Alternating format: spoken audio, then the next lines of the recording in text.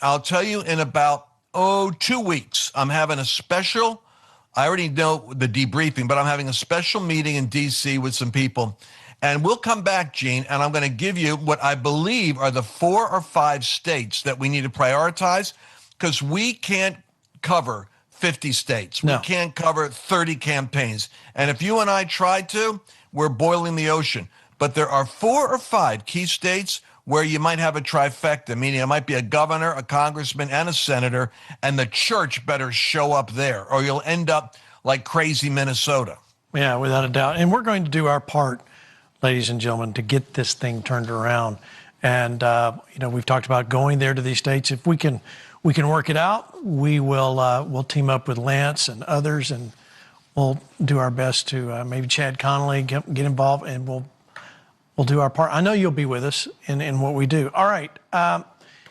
Is there anything in what's your gut say about the midterms? Do we keep it, or do we lose control? Well, like I said, I was with the president last time I was there. He prayed. We went to go pray. The pastors go in and pray for the president. It's kind of an interesting thing. It's like a school trip. And we prayed for him, and he brought up midterms. And we prayed, and he literally said, like, pray for the midterms. Like, that's a serious issue if you're going to pray about anything. Because he knows that if they seize the gavel, I left that meeting with Ralph Reed, and I don't think Ralph would mind me saying this. And I leaned over to Ralph. I said, Ralph, you're the most informed guy I know on the election. What do you think? He said, look, if we don't get it together in 90 days, and that was a month ago, he said, Lance, it'll be a bloodbath. He said, look, the left is doing no King's marches all over the country. You give them a flashpoint in Minnesota, and they will show up with the BLM Antifa activists, and they'll cover it favorably on the news. He said they want this so bad. They hate Trump that much. He's exerting so much influence that they'll crawl on glass to get him out. But then he said this. He said, but what do you see on our side? He said, our side's not focused.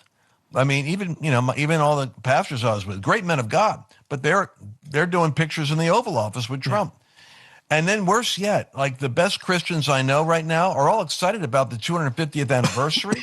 I get that.